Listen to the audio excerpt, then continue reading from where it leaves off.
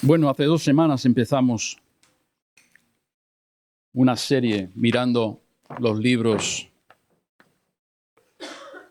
Filipenses y continuaremos con Colosenses. Javi empezó dándonos un vistazo y exhortándonos a la alegría. Os comenté la semana pasada que yo vengo de una tradición evangélica súper conservadora y nuestra iglesia madre en Panamá estaba en el malecón de la avenida Balboa y los cultos eran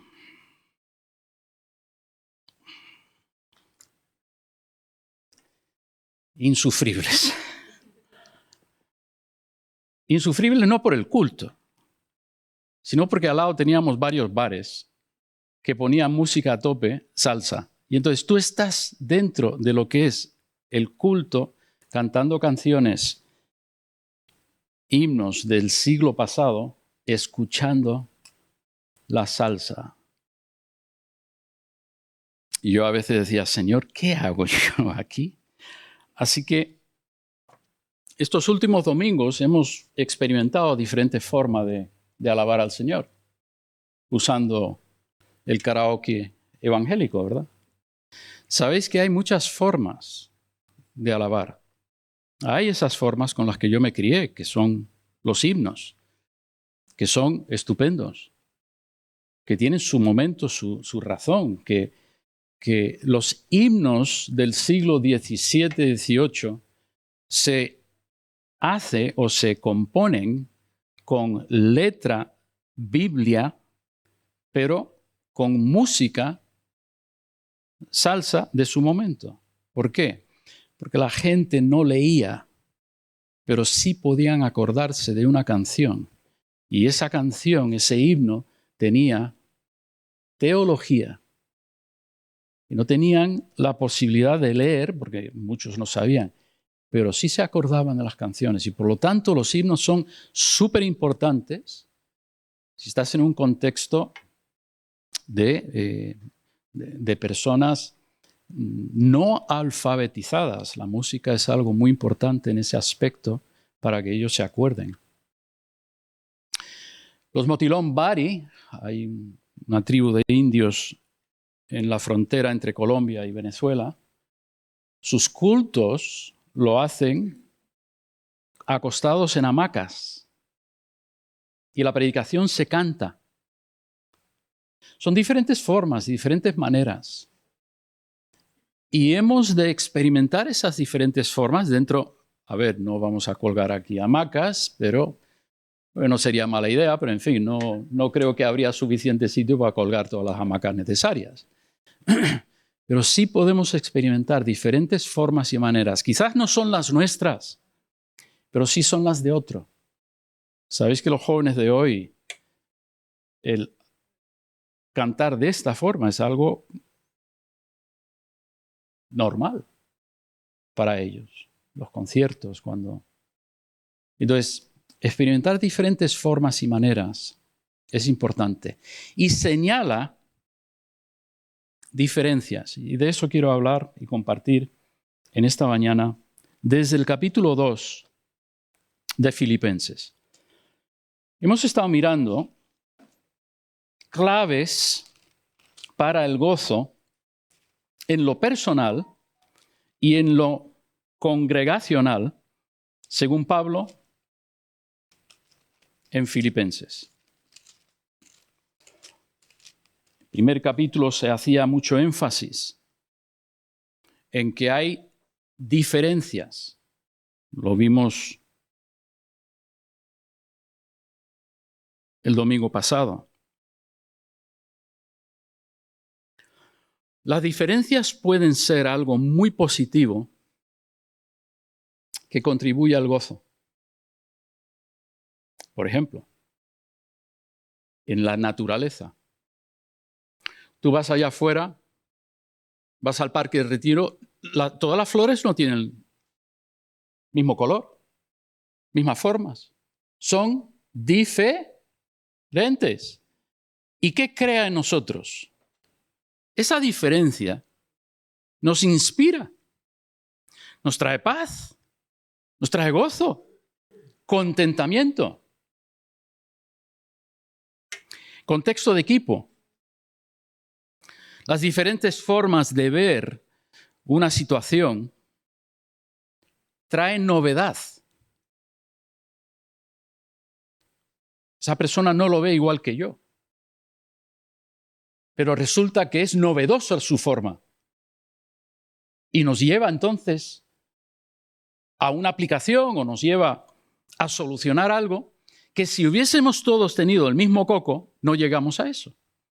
Las diferencias traen gozo al enfrentarnos a una meta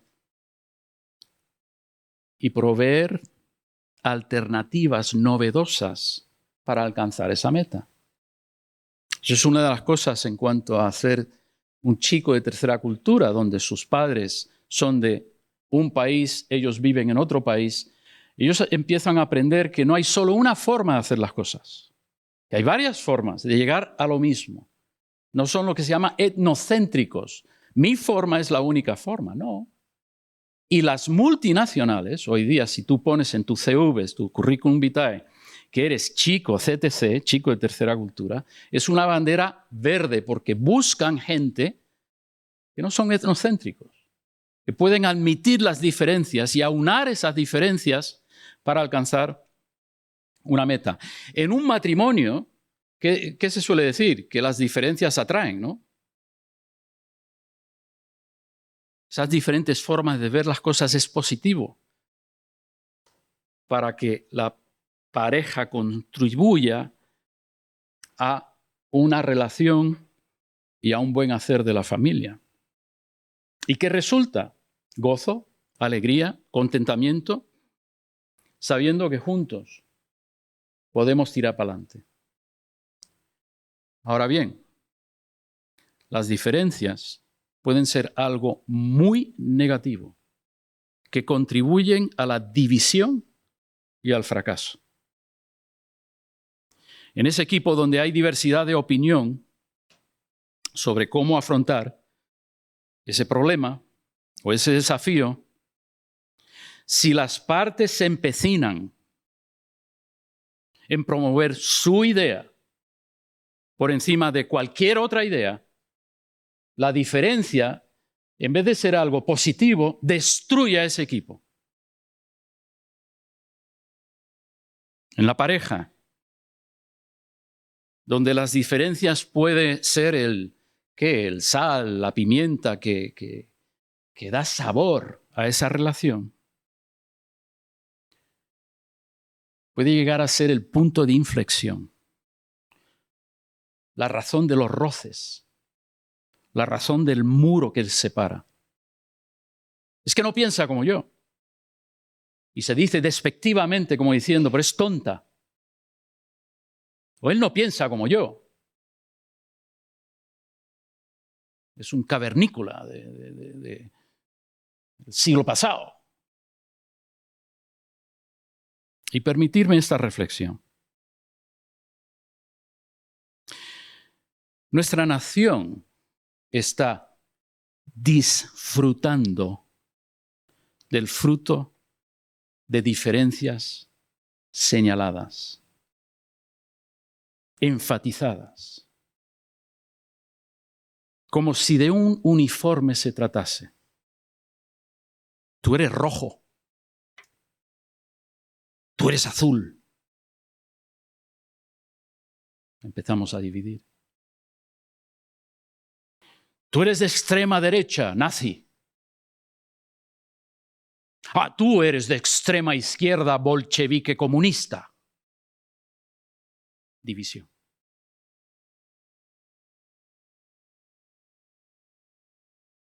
A mí me duele cuando yo percibo eso en nuestra congregación. Yo tengo mis convicciones políticas. Y tú también. Pero por encima de esa diferencia que nos puede dividir, está la diferencia de que tú y yo formamos parte del cuerpo de Cristo, con nuestras diferentes formas de pensar, de ver, dones, talentos, y por encima de diferencias que nos pueden dividir, tiene que premiar la evidencia de que somos un cuerpo.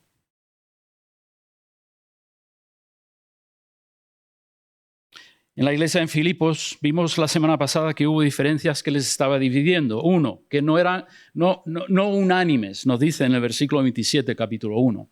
Ahora, lo que comenté, no sabemos si esa falta de unanimidad es porque algunos decían, hombre, si Pablo está preso, por algo será. Y entonces, si él está preso, por algo será, ¿cómo es que le vamos a prestar atención a alguien que está preso? No lo sé. Pero yo me pongo a pensar. Y otros dirán, no, él no está preso, por algo será. Él está preso injustamente, él lo ha dicho. Y entonces, claro que le prestamos atención. ¿Entendéis cómo esa diferencia de opinión puede empezar a dividir? No unánimes, dice Pablo. No estáis unánimes. Temor, versículo 14. Temor quizás porque unos se manifestaban en pro, otros en contra, pero había temor. Versículo 28, intimidados por los que se oponían. No sabemos por qué se oponían, quizás de nuevo por el contexto de Pablo, se oponían a que se pusiese a Pablo ¿en qué? ¿Qué palabra estoy buscando? Sí, en un pedestal. Bueno, no tanto en un pedestal, sino más bien pues prestarle atención, que es una voz importante en esta congregación y hay que prestarle atención lo que él dice. Y luego, versículo 29, estaban sufriendo. Entonces, sus diferencias, ¿qué habían creado? División, falta de gozo, temor, falta de alegría, sufrimiento. Dios nos libre. Es un poco un palo en esta mañana. Dios nos libre de que las diferencias aquí, que unos somos de un continente, otros somos de otro continente, unos somos de una tradición conservadora, otros somos de una tradición,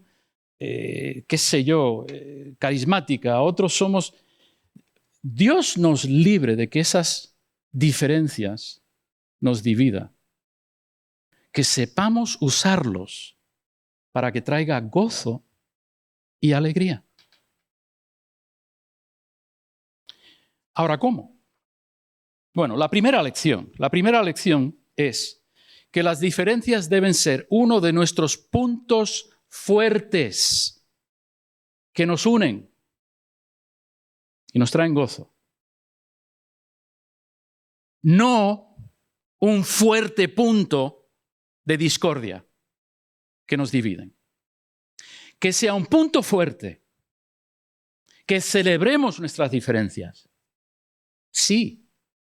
De hecho, no sé si se suele hacer, pero uno de estos domingos hacer una fiesta de comidas regionales o nacionales, ¿no? ¿Cómo? Internacional. Y que todos traemos aquí algo de nuestra patria y disfrutamos juntos de esas diferencias. Pero no puede ser un fuerte punto de discordia. ¿Cómo lo hacemos? Primero, capítulo 2, versículo del 1 al 4. Por tanto, si hay alguna consolación en Cristo, si algún consuelo de amor, si alguna comunión del Espíritu, si algún afecto entrañable, si alguna misericordia, completad mi gozo, sintiendo lo mismo, teniendo el mismo amor, unánimes, sintiendo una misma cosa.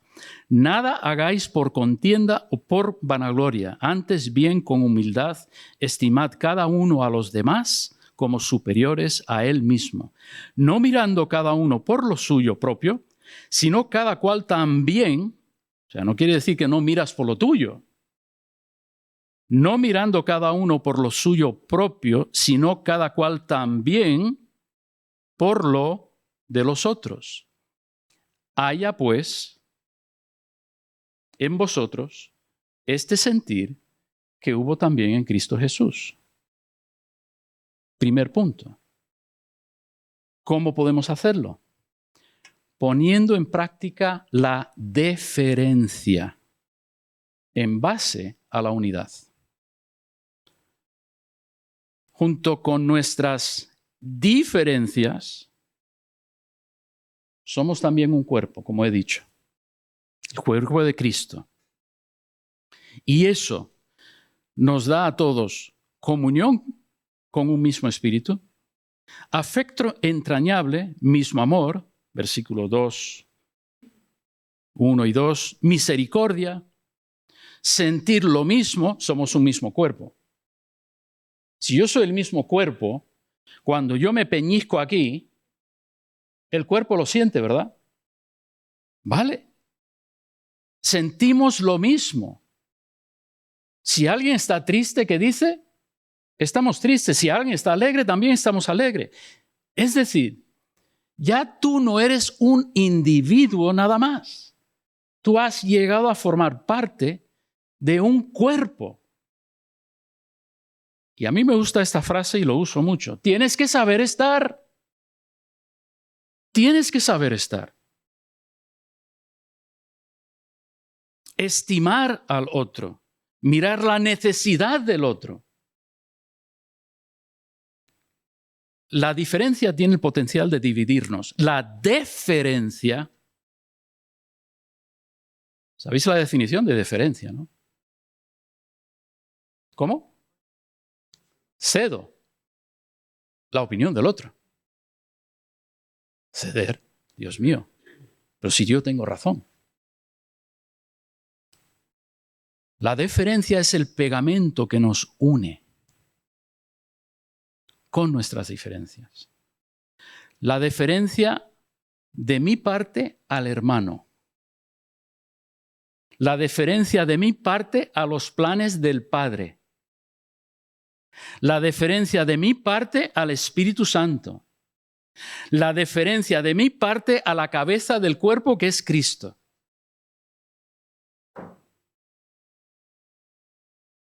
Segunda lección, por lo tanto. Cuando nuestras diferencias nos llevan a la división, pongamos en práctica la deferencia. Pongamos en práctica la deferencia. ¿A ti te gusta oírte hablar todo el tiempo y dar tu opinión para todo? Cállate y escucha al otro. Deferencia.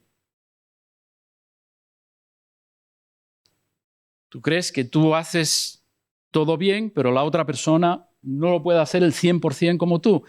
Vale, si lo hace el 70%, deferencia. Ayuda a que esa persona llegue al 100%. Pero no le critiques. Anímale. Porque somos el mismo cuerpo.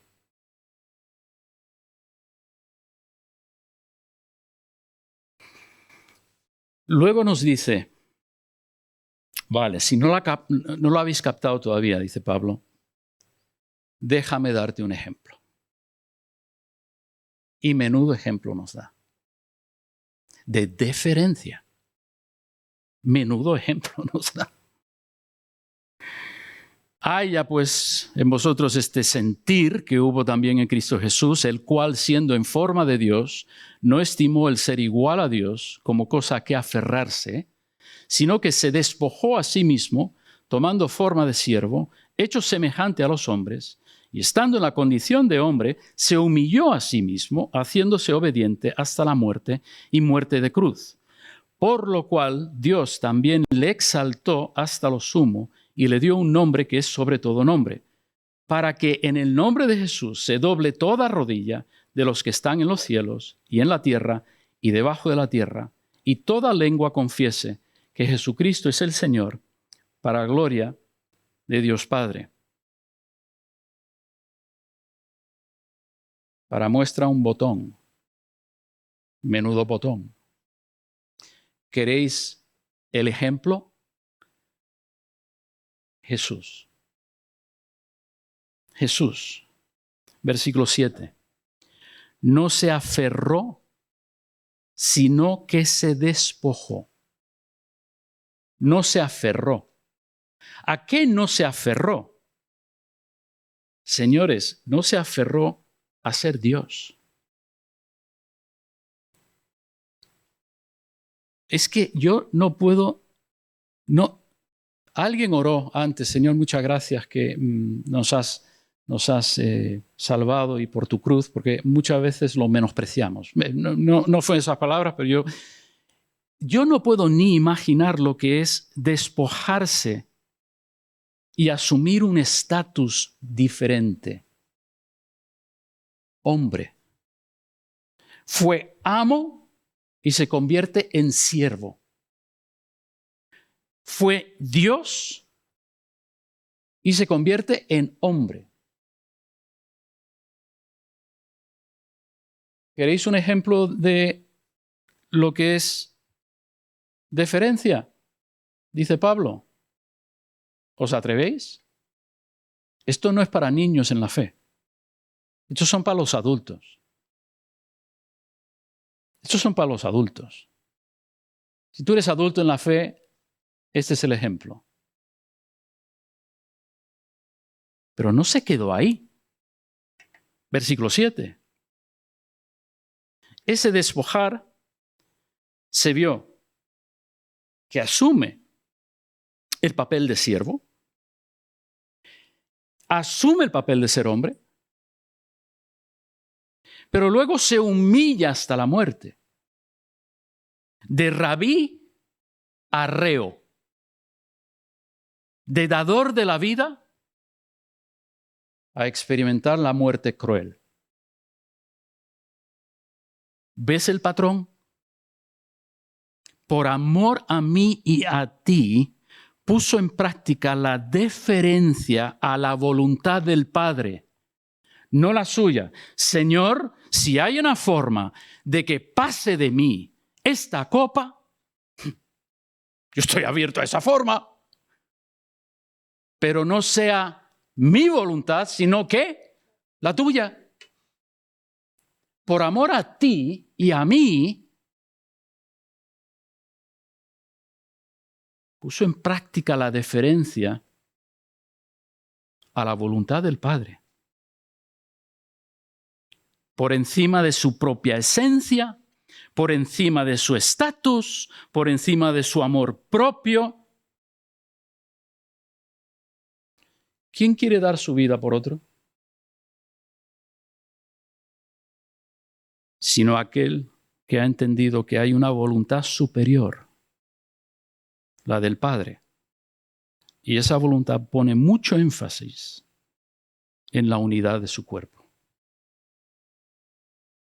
Nuestras diferencias deben ser uno de los estandartes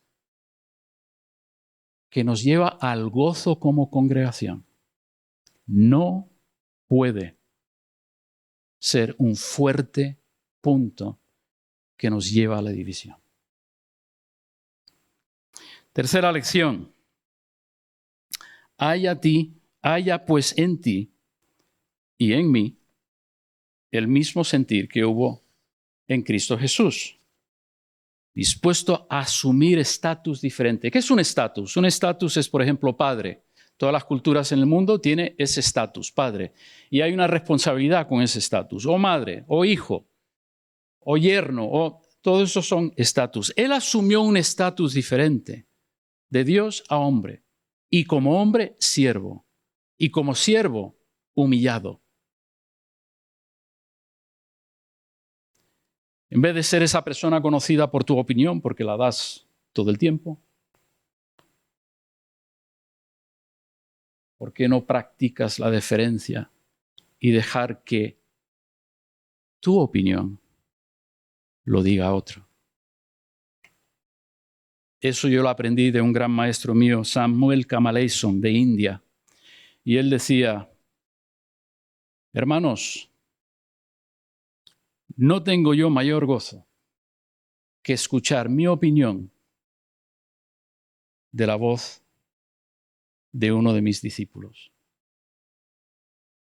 Es interesante. Porque si yo doy mi opinión, yo soy el que he opinado y yo soy el... Pero si es un discípulo, él se lleva la gloria. Entre comillas, ¿no? No yo. Y él decía, no hay mayor gozo. Y él dice, creo que es Juan, no hay mayor gozo el saber que mis discípulos están andando en la verdad. Deferencia. Dispuesto a sufrir por la opinión de otro. Y eso es otro de los aspectos de la deferencia. Puede que yo tenga que sufrir por la opinión que comparte esa persona. ¿Os acordáis Moisés? Moisés sufrió 40 años por la opinión de 10 que decían no hemos de entrar. Y en la iglesia igual. Cuando practicamos la deferencia, ¿habrá sufrimiento? Porque no somos todos perfectos. No somos todos sabios. Pero que hay que dejar ese margen para que incluso nos equivoquemos. Y en amor y en unidad vamos juntos. Lo hizo Cristo con los judíos acusador. Sufrió por su acusación. Lo expresa Pablo aquí en el versículo 29, el primer capítulo, porque a vosotros os es concedido a causa de Cristo no solo que creáis en Él, sino también que padezcáis por Él. Mira Hechos 6, versículo 40-42. Hechos 6. 2 versículos o 3 versículos interesantes. Hechos 6, 40-42. Acaban de, Hechos 5. 5, 40, 41 y 42. Han apresado a Pedro y a Juan. Y en el 40, y convinieron con él y llamando a los apóstoles, después de azotarlos, le pegaron una paliza, les intimaron que no hablasen en el nombre de Jesús y los pusieron en libertad. Acuérdate, el punto es que Pablo le dice a los de Filipo, a ti se te ha dado la gracia de creer en Cristo, pero también de padecer por Él. Versículo 41, capítulo 5 de Hechos. Y Pedro y Juan salieron de la presencia del concilio gozosos de haber sido tenidos por dignos de padecer afrenta por causa del nombre. Esta gente es de otra pasta. Esta gente es de otra pasta. Habían experimentado, capítulo 1, capítulo 2, capítulo 3, capítulo 4, habían experimentado multiplicación de la iglesia. 5,000 un día, 3,000 otro día. Todo es éxito. Y yo me imagino Juan en un momento le dice a Pedro, Pedro, ¿tú te acuerdas las palabras de Jesús? Esa última noche que estuvimos juntos, que él decía que íbamos a padecer por él. Pedro, yo no estoy padeciendo. ¿Será que no estamos en la voluntad de Dios? Tú y yo vemos el éxito como el ejemplo vivo de que Dios está obrando. Y yo no digo que no.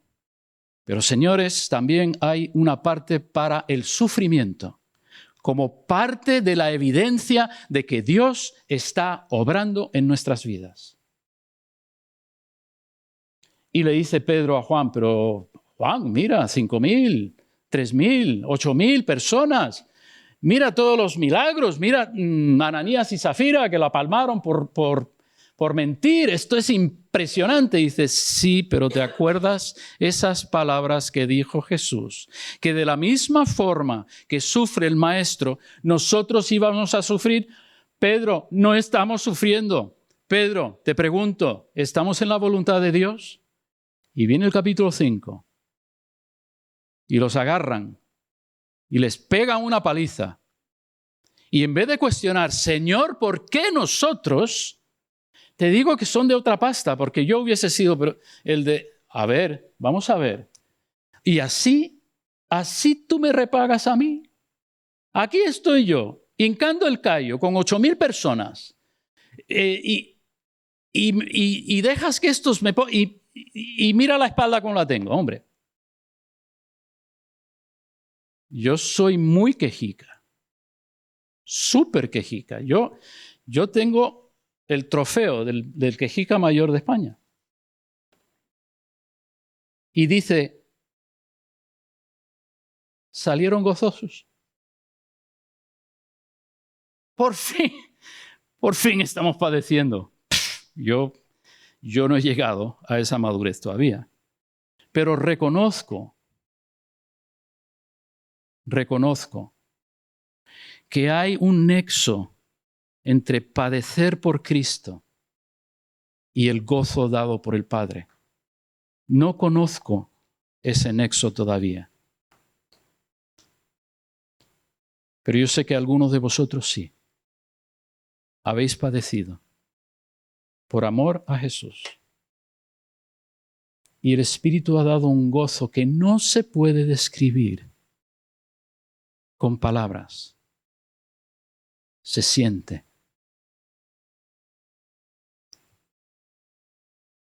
Para resumir, por encima de nuestras diferencias está nuestro deseo de diferir al hermano. Por encima de nuestras diferencias está el deseo de diferir al hermano. Por encima de ver las diferencias como amenaza a la unidad, veámoslo como la muestra de la creación de Dios en nuestro medio. Por encima de nuestros sentimientos y formas de pensar está el sentir de Cristo y la forma de pensar del Padre. Dispuestos a asumir un estatus diferente, dispuestos a sufrir por la opinión de otro y dispuestos a padecer. Ahora, permitirme 5 minutos, porque este pasaje del capítulo 2 de Filipenses se puede usar mal. Se puede usar mal. Se puede abusar de la deferencia. ¿He de dejar que una persona inmadura lleve la voz cantante en la iglesia y que pongamos en práctica decisiones hechas no desde la perspectiva de la obediencia a Dios, sino desde las opiniones humanas? ¿Por deferencia? No. Pero para ello yo tengo que saber muy bien la mente del Padre. Yo tengo que estar en comunión muy estrecha con el Espíritu Santo y yo tengo que diariamente tomar mi cruz y ser discípulo de Cristo. Y eso me da esa autoridad para decir, en este momento yo no difiero a ti, porque lo que tú estás diciendo no es maduro. Lo que tú estás haciendo no es ejemplo de lo que es el cristianismo de un discípulo. Pregunto, ¿he de permanecer en un matrimonio abusivo por deferencia, por mantener la unidad, por miedo al futuro? No.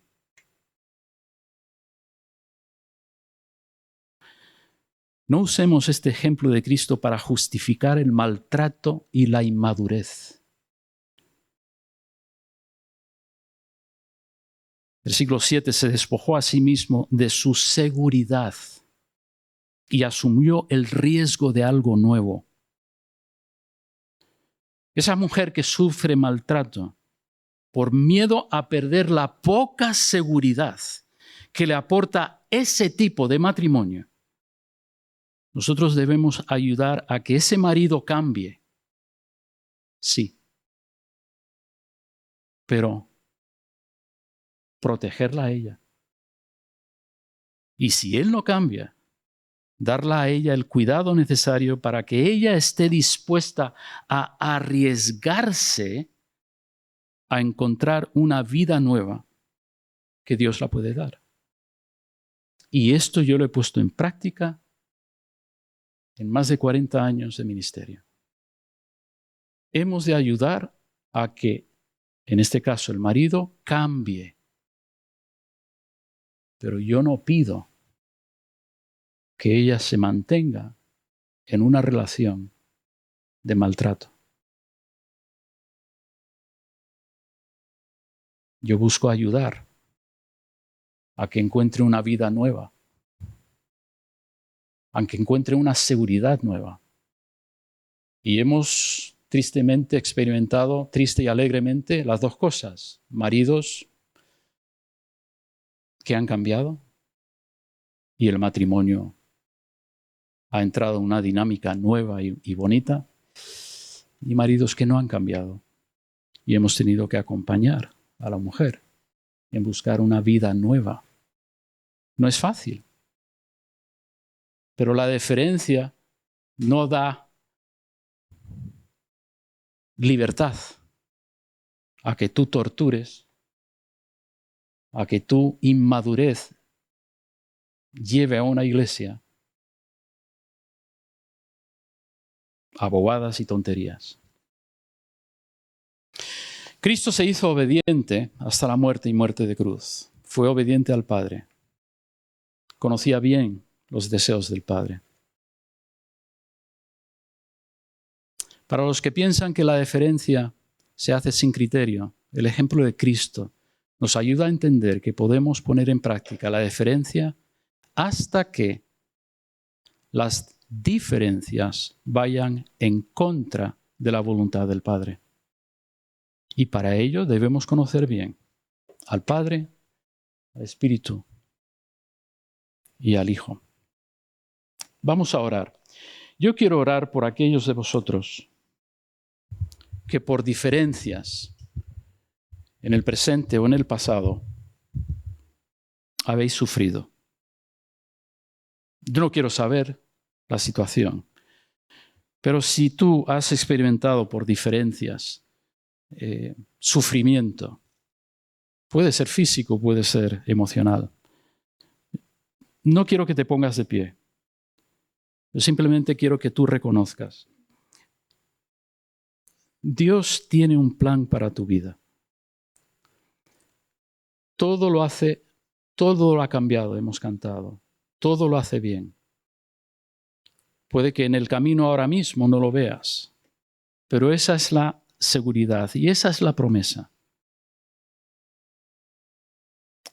Entonces voy a pedir que todos os pongáis de pie, pero sobre todo aquellos de vosotros que habéis sufrido por diferencias, ese ponerte en pie, de alguna forma vas a crecer 2 metros más y te vamos a poder ver con la vista del Espíritu.